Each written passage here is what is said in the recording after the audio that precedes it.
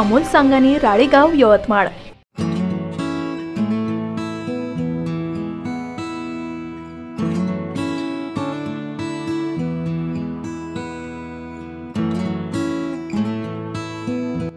उमरेड येथे सुरू असलेल्या श्रीमद भागवत कथा ज्ञान यज्ञ नाम संकीर्तन सोहळ्याची सांगता टाळ मृदुंगाच्या गजरात संपूर्ण उमरेडवासी भक्तिमय।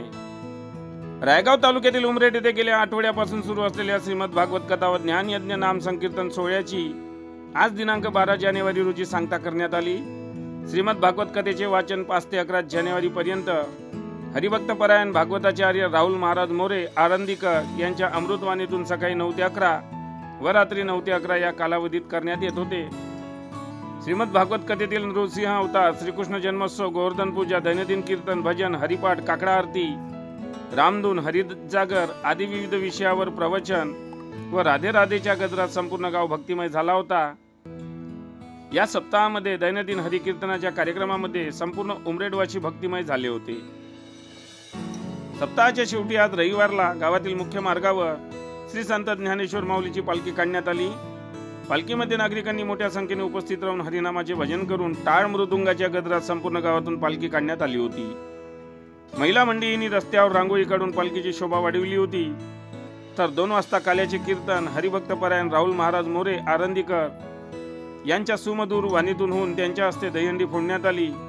नंतर महाप्रसादाचे वितरण करण्यात आले। या महाप्रसादाचा उमरेड तसेच बाहेर गावातील हजारो भाविकांनी लाभ घेतला। सप्ताहाच्या यशस्वीतेसाठी संपूर्ण उमरेड गावकरी मंडळींनी अथक परिश्रम घेतले।